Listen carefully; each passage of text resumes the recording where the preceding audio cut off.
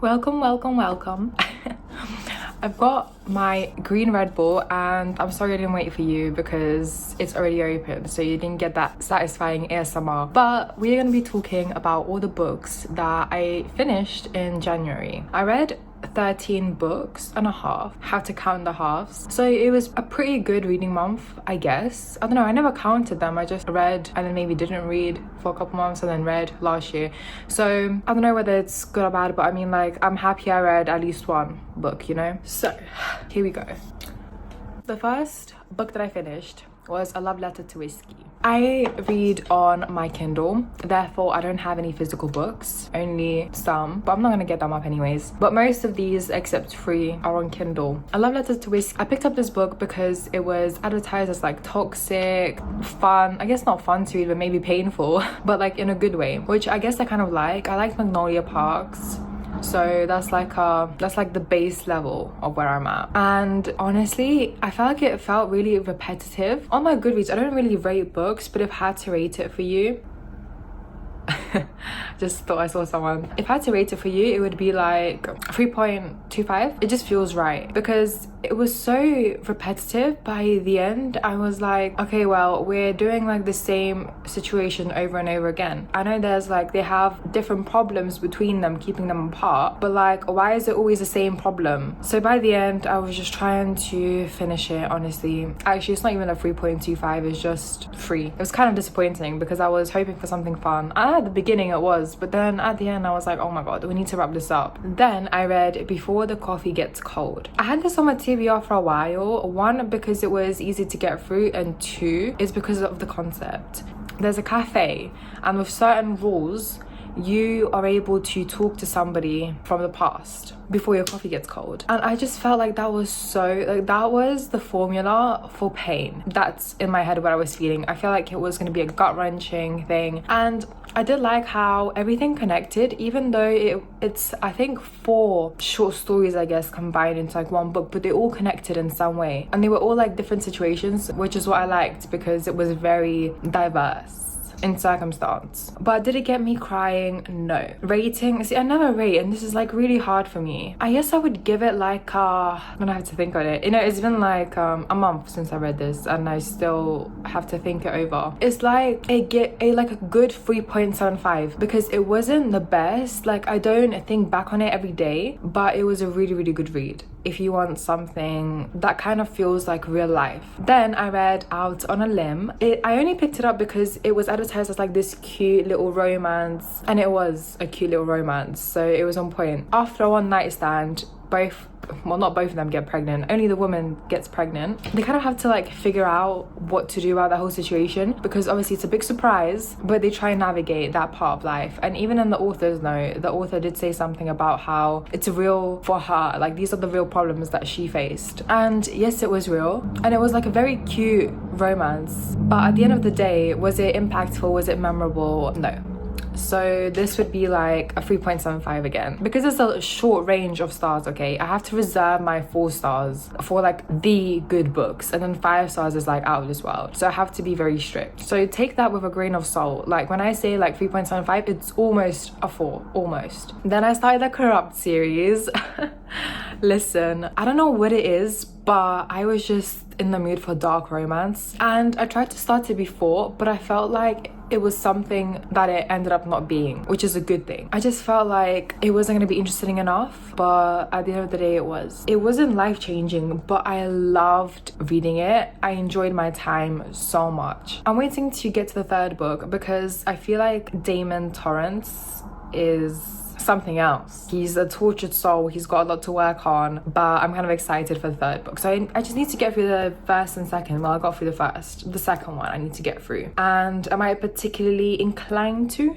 No, but I want to. Penelope Douglas, okay, you can talk about her however you want, but one thing that she is good at is a good romance, but like, I guess in a more lustful way. And then I started the Addicted series. So I read Addicted to You, Ricochet, and Addicted for Now, which is the first 3 books in Lillian Lowe's story. I'm gonna say about this, Of course, it's going to be frustrating because both of these characters are facing these struggles, and it's not going to be one fix and done, even though they've got a full support system. And I loved when it finally came in, and the friends that came into that, the found family, they all cared for each other so much, and I love that part. So it is like more character driven, not plot driven. And yes, they're going to be frustrating characters, and you might not love them at the start, but at the end of the day, they're just trying to go on this journey to become better. So it's kind of in the name. Lily is addicted to sex and Lo is addicted to alcohol. Both very serious topics, and the way they handle the situations, their own struggles and each other's, I feel like is a really realistic way of dealing with it. The first one, I felt like it's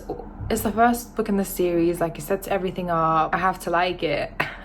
It's like the baseline for everything else. So I guess I would give that like 3. Addicted to 3.5, Ricochet 3, and Addicted for now. I don't remember how I exactly felt about it, I'm not gonna lie. So we're gonna leave it for now. Because I did like it, but the story isn't over. It's like we're still in the middle of the race. Then I read Sicko. Listen, I had hopes for this, but the writing was unreadable. A little grammar fixes would have done the job, and it just wasn't done. I know it was indie published, but even with, you know, the books that are self-published, I think there's this misconception that self-published books are inherently bad because they haven't been through the editing process, blah blah blah. But realistically, no, most of the books are well written. This one, I felt like it was nothing compared to them. It felt like I was reading a Wattpad book, and not a good one either. And what I hated about it the most was the flow from one scene to the other. It was it's like we're at this one point, whatever they're doing, right? And then suddenly they're in another, and you're like, what just happened? Like, did I miss a sentence or something? So that really bothered me. Should we go through some of what I've written down? I feel like I just remembered the amount of bullshit spewed from the male's mouth, like the main male love interest. I have to read it to you. Like, you know what? I'm not even monetized anyways. Who cares if I get demonetized? Because that was literal gold. So these are some quotes out of context. So if they seem weird, it's partly because it's out of context and partly because it's just weird. He guides my head back by my hair, and I really, really hope no one walks in right now because it would look like 50 Shades of Incest. Stoneview isn't bad. It's about the equivalent to Hogwarts. Only everyone is muggles, and instead of Hagrid, we have Hagrid. I shit you not, our headmaster's name is Hagrid. I attempt to count to fucking 10 because my old therapist once said it'll help. The same therapist I used to bend over her desk every month until she was dripping over and calling me. So maybe she was wrong. Letting me anywhere near your is not something a smart woman would allow. I'd break your heart right after I break your ovaries. This is not filthy good. This is filthy bad. I bit my lip and grin. If she wasn't my foster sister, I'd have that parked on my shit for at least 2 business days. You have to laugh. And I wrap one around my body before squeezing the excess water from my thick, long mane. Now, it might sound like something else, but actually, I've never heard someone describe their hair as mane. Long mane. He's hot as sin, and I'd gladly kneel at church on Sunday for devouring that. Oh, and I love how the gun sounds is pop, pop. Really, we need to take a lesson in onomatopoeia. And that's it. Good riddance. That's all I've subjected you to because I was subjected to this whole book, so you better be grateful. I mean, for the entertainment purposes, it's a 2-star. I'm just gonna give that extra star because it was entertaining. But otherwise, it was complete and utter garbage. Then I read Fourth Wing, Iron Flame, and Onyx Storm. Well, I reread Fourth Wing, I reread Iron Flame, and then I read Onyx Storm when it came out. I've got the reading vlog for it if you want to know spoilery thoughts. But without spoiling it, okay, listen, I'm not the type of person that would be like, okay, someone didn't like a book that I liked, like now we have to hate on them. Like, no. But how can you not like Onyx Storm? Like, at that point, I'm like, how can I trust your opinions and your recommendations if you didn't like Onyx Storm? It was everything I wanted and more, because I used to watch these adventure movies, right? Going to different places, going on different missions. That was my favorite genre of film to ever watch. This was those films reincarnated. And then as for Fourth Wing and Iron Flame, I mean, I rated all of them 5 stars. Iron Flame might be my least favorite one, but it was still important to the story, and I still liked it. I wasn't completely bored or in hate over reading it. Fourth Wing, I can reread this book about 10 times because of how rereadable it is. It's kind of like when you rewatch the Harry Potter movies, the first one. It gives me that sort of vibe. You could rewatch that film endless times and not get bored of it. And it's obviously where the romance blossoms, or grows, I guess is the more word for it. Iron Flame, again, I don't know why people really hate on it, because I know it was long, but because I was rereading it, I was like, let me try and come up with different theories for things. So I was underlining in almost every single chapter, which showed me that actually each chapter is important, because Rebecca Yarros won't just throw in a whole paragraph of foreshadowing and stuff like that, or the history and everything. No, she'll scatter them throughout to make it more bearable. I know some people said that there's a lot of info dumping. I don't think so. The story is there's 5 books, okay, and in this case I think that that's needed. It's not dragged out because of how much information, how many things are in there. And trust me, when I tell you the next series that I read, the info dumping in that versus Onyx Storm and Iron Flame and Fourth Wing, completely 2 different levels, and that series is love, and this one is apparently hated on for info dumping. At that point you're having double standards, I guess. But yeah, I've got nothing but good things to say, and I could go on a rant about it, and I did in my reading vlog. I feel like this series is exactly what I wanted and more. And then I read The Court of Thorns and Roses and A Court of Mist and Fury. Again, I'm doing a reading vlog about these. Yeah, like I was saying, the info dumping in this series is so over the top.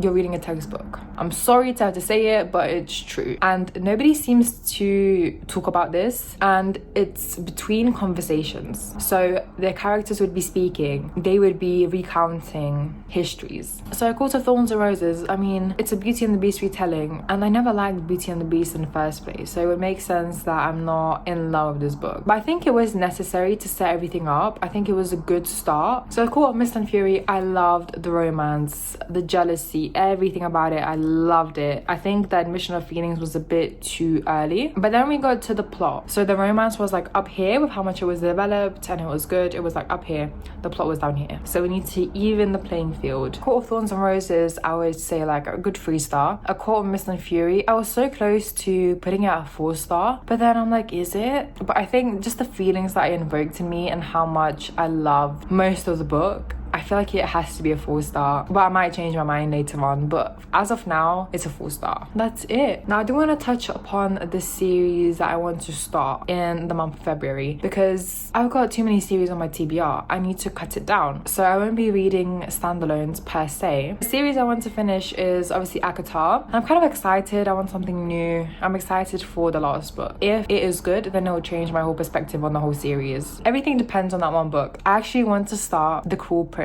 because I read the first book and I read half of Wicked King, the second book, but then I took a break from it, as I often do, and then I never came back to it. So now I have to reread everything and make up my mind of whether I like it or not. Even if there's little romance in the whole series and the plot is heavier than the romance, I don't care. I will still read a book series for those crumbs of romance, even if the plot is not the best. And I really just want to get it over and done with, because it's been on my TBR for God knows how long. I just want to get it over and done with and say my piece on it. I don't know if I'll get to it, but ideally I would like to finish the series that I'm in the middle of, which there is a lot. There is a lot of books I'm in the middle of. I'm such a chaotic reader. I can't I'm gonna sneeze.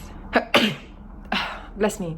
I feel like I'm getting sick, so that'll be a good start to the month of love. I should be reading romance, but at the end of the day, I don't know what I was saying. I need to recollect myself. That sneeze really took my brain cells out one by one. So I'm in the middle of the Book of Azriel, but it's not because it's not good. It's kind of slow, but there's also things that are happening. I'm just waiting for the right headspace to get into it, because I've just been reading other series, trying to get things done, and I've kind of put that to the side, but I definitely want to get back into it. And then I want to finish the Addicted series. I'm in the middle of Kiss the Sky. I'm reading it in the order that is recommended, so getting the Addicted and the Calloway, is that what it's called, series like into their interconnected order, and I'm reading it like that. But I do want to finish it. I think I'm just taking long to get into the characters that are in this book. It's taking me a while to like them, and I say I'm in the middle. I'm at 6%. I'm also planning on starting the Zodiac Academy. Now, why do I have a feeling that I'm gonna love it? The thing is, I've read a little bit of the first book. What percentage? I'm on 3%. When people say, oh, the writing is bad, but like, what do you mean? Is it like the grammar? Is it the spelling? Because I feel like that would really annoy me. Or is it just plot and the characters feeling a bit childish? I don't know. I guess we'll find out. But I mean, these authors, they wrote so many books. So I have faith that even if the first one isn't the best, as the series goes on, the writing will progressively get better, because practice makes perfect, or practice makes progress. I think I am going to include a DNF because I'm in the middle of this book. However, will I likely finish it? No. And it is...